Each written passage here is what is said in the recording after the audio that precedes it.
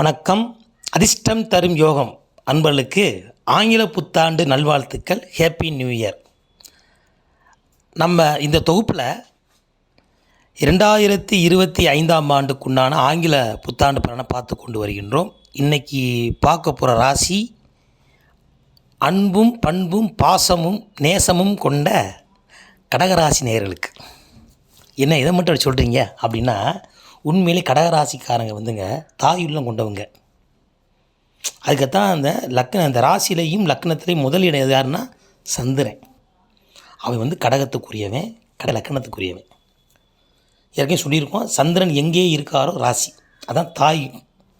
சந்திரன் தாய், சூரியன் வந்து தகப்பன்.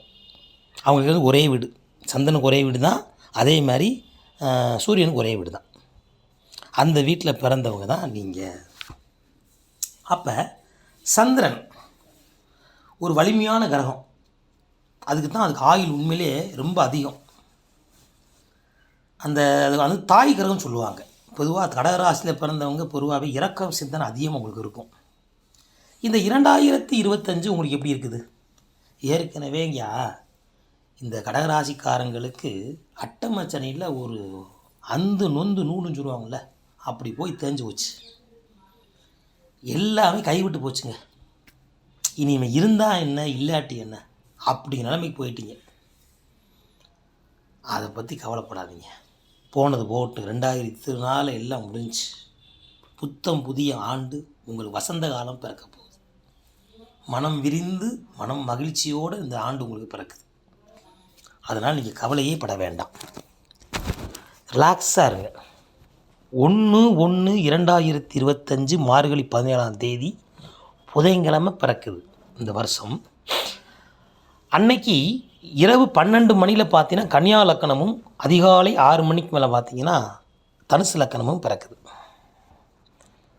அப்போ நம்ம கணக்குப்படி தனுசை வச்சுக்குருவோமே. அந்த தனுசு லக்கணத்தில் சந்திரன் கூட உட்கார்ந்துருக்கிறாரு, கூட சூரியன் இருக்கிறார். அப்போ நல்ல வலுவான கிரகம் சூரியனும் சந்திரனும் சேர்ந்து தனுசில் உட்காந்துருக்குறாங்க. அப்போ பொதுவாக சூரியனும் சந்திரனும் சேர்ந்தாலே ஒரு சிறப்பு அதிகம், ஒரு தைரியம் வீரியம். பார்த்தீங்களா, இப்போ நீங்கள் மட்டும் தனியாக இருக்கீங்க, உங்களோட கூட ஒரு ஆள் இருந்தால் எப்படி இருக்கும்? அந்த மாதிரி இப்போ இந்த ஆண்டு உங்களுக்கு பிறந்த உடனேயுமே உங்களுக்கு ஒரு வலது கையில் யாராவது ஒரு பிடிச்சி விட்ட மாதிரி, விடியா நான் பார்த்துக்கிறேன்யா அப்படின்னு உங்களுக்கு சம்மந்தப்பட்ட, உதாரணத்துக்கு இப்போ உங்களுக்கு தோப்பனாரோ, இல்லை உங்கள் தாயோ, இல்லை உங்கள் கணவரோ, இல்லை உங்கள் மனைவியோ, இல்லை அன்பரோ, இல்லை அடுத்த யாராவது ஒரு ஆள் உங்களுக்கு கண்டிப்பான விடுங்க நான் பார்த்துக்கிறேங்க அப்படின்னு சொல்லக்கூடிய அளவுக்கு உங்களுக்கு உதவிக்கு வருவார்கள். அதுக்குள்ள எந்த மாட்டு கருத்து கிடையாது. இது வரைக்கும் கடகராசியில் பிறந்தவங்க ஏற்கனவே கண்டச்சனி முடிஞ்சு, அதுக்கப்புறம் அட்டமச்சனில் முடிஞ்சு, ரொம்ப போராடி ஊரை விட்டுலாம் ஓடி வாய் வகுத்தால் போய் ஹாஸ்டலில் கடந்து எல்லா வம்பு பழக்கில் மாட்டி ஈட்டி இப்போ தான் ஒரு வழியாக மூச்சு விட்டுக்கிட்டு இருக்கீங்க. இப்போ வரக்கூடிய 2025, அதுக்கப்புறம் வரக்கூடிய சனி பெயர்ச்சி, குரு பெயர்ச்சி, ராகு கேது பெயர்ச்சி எல்லாமே உங்களுக்கு நல்ல லாபமாக தான் இருக்குது ஒழிய எந்த நட்டம் கிடையாது. அவங்களும் அதை சொல்லுவாங்க, அதை பற்றி கவலையே விட வேணாம். ஏன்னா சந்திரன் வந்து மனோகாரகன். யார் என்ன சொல்ல நம்பிடுறீங்க, அதுதான் உங்கள்கிட்ட பெரிய ஒரு மைனஸ். யார் எதுவும் நம்பாதீங்க. உங்கள் மனசில் நிறைவாக இருந்தாலே போதும். நிறைஞ்ச மனசு நிறம் கூட தழும்புமா, அப்போ நீங்கள் நிறைஞ்ச மனசாகவே இருங்க. அவங்க சொன்னாங்க, இவங்க சொன்னாங்க, அதை சொல்லிட்டாங்க, இதை சொல்ல நினைக்கவே செய்யாதீங்க.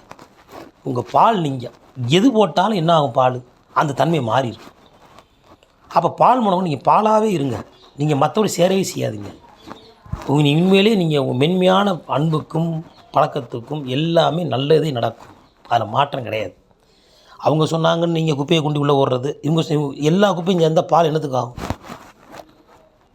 பாலை பொறுத்த வரைக்கும் எதில் சேருதோ அதுவாக மாறிடும். டீ போடுறீங்க, டீ நிறத்துக்கு வந்தது. காப்பி மஞ்சள் போட்டால் மஞ்சள் ஆயிடுது. அப்போ எல்லாத்துக்கும் இணைஞ்சு போகிறனால தான் உங்களுக்கு மனோகாரகன் என்ற பேரே வந்தது. யார்கிட்டலாம் ஜாயிண்ட் ஆகிடுறீங்க, என்ன காரணம்? இந்த ராசி அப்படிப்பட்ட ராசி. எல்லா இடத்துக்கும் போவார், 2.5 நாள் வரைக்கும் சுற்றிக்கிட்டே இருப்பார், ஒரு இருக்க மாட்டார். என்னத்தை தான் நீங்கள் நான் சொல்கிறேன் உங்கள்கிட்ட, நீங்கள் சொல்லிட்டாங்கிட்டு போய் மாறிடுவீங்க. அதை கொஞ்சம் மாற்றிக்கங்க. நீங்களாகவே இருங்க ஐயா. ஏன் அப்படின்னா உங்கள் மனம்தான் வியாதியாகவே வருது. மனநோய் சொல்லுவோம் பார்த்தீங்களா, ஏதாவது படுத்துட்டிங்கன்னா சும்மா படுக்க மாட்டீங்க. அரை மணி நேரம் ஒரு செல்லை நோண்டுவீங்க, என்னத்தையா சிந்திப்பீங்க, ஏதாவது கணக்கு போட்டுக்கிட்டு இருப்பீங்க. என்னத்தையாவது யோசனை பண்ணிக்கு அப்புறம் அதுவே யோசனையாகி அதுவே அலுப்பு தட்டி அப்புறமா தூங்குவீங்க. படுத்தமா தூங்கணுமான்னு சொல்லுங்கள் கடகராசிக்காரங்க, கடகலக்கணத்துக்காரங்கள.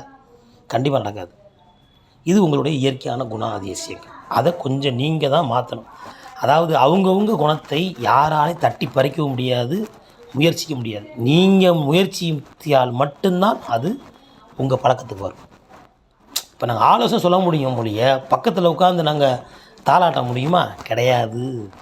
அப்போ ஆலோசனை மட்டும் வழங்கப்படும் போது நீங்கள் அதை பார்த்து வச்சுக்கணும். சரி, இந்த மார்கழி 17ஆம் தேதி வரக்கூடிய வருஷம் உங்களுக்கு லக்கணத்தில் சூரியனும் குருவும் இருக்கிறது நல்ல ஒரு சப்போர்ட்டாக இந்த ஆண்டு பிறக்குது. அப்போ நல்ல மனிதர்கள், நல்ல உறவுகள் உங்களை தேடி வருவாங்க. அது மூலியமாக உதவிகளும், உங்களுக்கு உண்டான நியாயமான சலுகைகளும், உயர்ந்த அந்தஸ்துகளும், நல்ல பண பரிவர்த்தனையும், இடம் மாற்றங்களும், மனம் மாற்றங்களும், திருமணங்கள், குழந்தை பாக்கியங்கள், அதே ஒரு இடம் விட்டு இடம் மாறுறது, பழைய சொத்துக்கள் விற்கிறது, புதிய சொத்துக்கள் வாங்கிறது, குழந்தை பேர் உண்டாகிறது நல்ல மங்களகரமான நிகழ்ச்சியாக நடக்கும். அதில் மாற்றம் கிடையாது. 2ஆம் இடம் சுத்தம். 3ஆம் இடத்துல உங்கள் லக்கணத்திலிருந்து பார்க்கும்போது உங்கள் ராசி வந்து கடகராசி. கடகராசியில் செவ்வாய் உட்காந்துருக்கிறார். நீங்கள் இருக்கிற இடம் வந்து பார்த்தீங்கன்னா தனுசில் இருக்கீங்க. அப்போ லக்கணத்தில் செவ்வாய் இருக்கிறது, ராசி செவ்வாய் இருக்கிறது, நல்ல ஒரு தைரிய வீரிய விஜய் இருக்கத்தான் செய்யும். 3ஆம் இடத்துல உங்கள் ராசியில் 3ஆம் இடத்துல பார்த்தீங்கன்னா கேது உட்காந்துருக்கிறார்.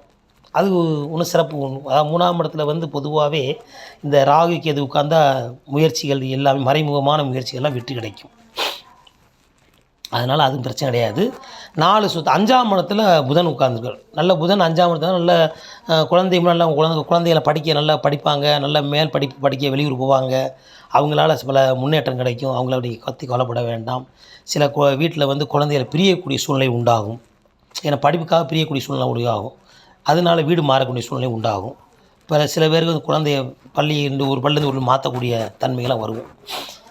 அதே போல் 6ஆம் இடத்துல உங்கள் வீட்டிலேருந்து 6ஆம் இடம் பார்த்திங்கன்னா சூரியன் சந்திரன் இல்லை அவங்க ஒரு ராசி அங்கே 6ஆம் இடத்துல இருக்கார். அப்போ கடன் எதிரி சத்துரு இதெல்லாம் கொஞ்சம் கொஞ்சமாக குறையும். 7 சுத்தம். 8ஆம் இடத்துல சுக்கிரனும் சனியும் மறைஞ்சிருக்கிறாங்க. அப்போ சனியும் சுக்கிரன் மறைஞ்சு என்ன ஆகும்? கொஞ்சம் உங்களுடைய குடும்ப விஷயங்கள் மற்றும் கணவன் மனைவிக்குள்ள கருத்து வேறுபாடில் நீங்கள் ரொம்ப முன் இல்லாமல் கொஞ்சம் விட்டு கொடுத்து போகும்போது அது உங்களுக்கு எல்லாமே உங்களுக்கு சாதமாக அமையும். பழமொழி சொல்ல விட்டு கொடுத்தவன் கெட்டு போவது இல்லை. அந்த மாதிரி சில இடங்களில் நீங்கள் கணவன் மனைவிக்குள்ளே கொஞ்சம் விட்டு கொடுங்க. அது உங்களுக்கு நன்மையை கொடுக்கும். 10ஆம் இடத்துல ராகுனால பதவி உயர்வு கண்டிப்பாக உண்டு. கடகராசிக்காரங்களுக்கு கடகலக்கணத்து பிறகு பதவிகள் தேடி வரும். அந்த பதவியினால் பண வசதிகள் பெறும். இதுவரைக்கும் இருந்த பிரச்சனைகள் நீங்கும். பணத்தினால் இனிமேல் உங்களுக்கு எந்த பிரச்சனையும் வராது. கண்டிப்பான முறையில் உங்களுக்கு பண பரிவர்த்தனை உண்டு, பதவி உயர்வும் உண்டு. அதுக்கப்புறம்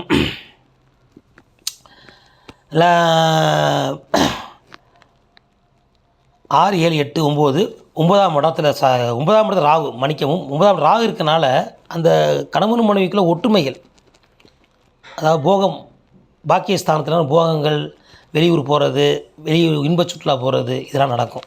அதனால் 9ஆம் இடத்துல வந்து ராகு உட்கார்றது கணவன் மனைவி ஒரு அந்யோன்யம் ரொம்ப நெருக்கம் கிடைக்கும். அதே மாதிரி விட்டு போன உறவுகள் கூடி வருவாங்க. தந்தை வழி தாய் வழிகளில் சொத்துக்கள் உங்களுக்கு கிடைக்கக்கூடிய வாய்ப்புகள் இருக்குது. அதனால் பல முன்னேற்றமான செயல்கள், திடீர் அதிர்ஷ்டங்கள் உண்டு. 9ஆம் இடத்துல ராகு உட்கார்ந்து திடீர் அதிர்ஷ்டம், அது உழைப்பில்லாத ஊதியம் உங்களுக்கு கண்டிப்பாக கிடைக்கும். 10 சுத்தம். 11ஆம் இடத்துல குரு. எப்பயுமே குரு வந்து 11 ரொம்ப சிறப்புங்க. லாபஸ்தானம். எப்பயுமே லாப நோக்கத்திலே இருந்திருப்பீங்க. எதை செஞ்சாலும் லாப நோக்கம் வேணுங்கிற எண்ணங்கள் இருக்கும். தன்னலமும் சுயலமும் கலந்தே இருக்கக்கூடிய தன்மை உண்டாகும். குரு பகவான் 11ஆம் இடத்துல இருக்கிறனால கொஞ்சம் உயிருக்கு எந்த பிரச்சனையும் கிடையாது, நல்லா தான் இருக்குது. 12 சுத்தம். இப்போ என்ன ஆச்சுன்னா சனி பெயர்ச்சி, குரு பெயர்ச்சி, ராகு கேதுக்கு அப்புறம் சின்ன சின்ன மாற்றங்கள் உருவாக மொத்தத்தில் இந்த ஆண்டு உங்களுக்கு மிக சீரும் சிறப்புமாகவே இருக்கும் என்பதில் ஐயமில்லை. நீங்கள் வழிபடக்கூடிய தெய்வம் கங்காதேவி வழிபாடு பண்ணுற ரொம்ப சிறப்பு. சப்தகன்னி மாதாக்கள், கங்காதேவி வழிபாடு, கடற்கரை இருக்கக்கூடிய அம்மன் கோயில் வழிபாடு பண்ணுறது அற்புதமான பலன் கிடைக்கும். அந்த வருஷ பரப்பன்னைக்கு கடலோர பகுதி, இப்போ கடல் கடந்து இப்போ ராமேஸ்வரம், திருச்செந்தூர், காசி இந்த மாதிரி போக முடியாது. கடல் சம்மந்தப்பட்ட இடங்களில் போய் வழிபாடு பண்ணுறது, அங்கே ஒரு நாள் தங்கி வர்றதுலாம் நல்ல பலன் கிடைக்கும். அதே போல் இந்த சந்திரன் 8ஆம் இடத்துக்குனால இந்த சப்த அஷ்டமி அந்த நாளன்னைக்கு காலபைரவருக்கு 8 விளக்கு அகல் விளக்கு போடுவதும் வீட்டில் எப்பயுமே விளக்கு ஏற்றி உணவு சமைப்பதும் உங்களுக்கு உள்ளமும் அந்த இல்லமும் ரொம்பவும் சிறப்பாக இருக்கும். ஏன்னா சந்திரன் ஒளி கிரகம் அல்லவா, அதனால் எப்பயுமே ஒளி இருக்கிற இடத்துல நீங்கள் சமையல் பண்ணுறது சாப்பிட்றது இருந்தால் உங்களுக்கு உடல் உபாதை இல்லாமல் நல்ல ஒரு பொருளாதார முன்னேற்றமும் நல்ல வசதி வாய்ப்பும் நல்ல தேக ஆரோக்கியமும் கிடைக்கும். அதே போல் சந்திரனுக்கு இந்த விநாயகருக்கு உண்டான சங்கராத சதுர்த்தி விரதம் ஆண்களும் பெண்களும் இருப்பது மேலும் ஒரு வலு சேர்க்கும். நம்மளுடைய எதிரிகள் அடங்குவார்கள், தொல்லையிலிருந்து நீங்கும், உடல்நிலை சம்பந்தப்பட்ட பிரச்சனை நீங்கும், மனமும் சம்பந்தப்பட்ட பிரச்சனை நீங்கும். அதனால் மொத்தத்தில் கடகராசிக்காரங்களை பொறுத்த வரைக்கும் இந்த ஆண்டு உங்களுக்கு நினச்ச மாதிரி அற்புதமான ஆண்டாகவே அமைகிறது. கவலைப்பட வேண்டாம், மிக சிறப்பாக இருக்குது. பெண்களாக இருந்தால் மல்லிகைப்பூ வாரம் வெள்ளி செவ்வாய்க்கு வச்சுக்கோங்க. ஆண்களாக இருந்தால் மல்லிகைப்பூ அம்மாவுக்கு வாங்கி கொடுங்க, கல்யாணம் முடித்தா மனைவிக்கு வாங்கி கொடுங்க, இல்லைன்னா கோயிலுக்கு வாங்கி கொடுங்க. மல்லிகைப்பூ எந்த அளவுக்கு நீங்கள் வாங்கி கொடுக்கீங்களோ உங்கள் வீட்டில் சுக்கிரனுடைய அனுக்கிரகமும் சுகமும் நல்ல செல்வமும் நல்ல அந்தஸ்தும் நல்ல பதவியும் உயர்ந்து கொண்டே இருக்கும். 2025 அற்புதமான ஆண்டாக இருக்கிறது. கடகராசிக்காரர்களுக்கு கவலைப்பட வேண்டாம் என்று சொல்லி அதிர்ஷ்டம் தரும் யோகம் உங்களை வாழ்த்தி மகிழ்கிறது. மீண்டும் ஒரு தொகுப்பில் சந்திப்போம். நன்றி, வணக்கம்.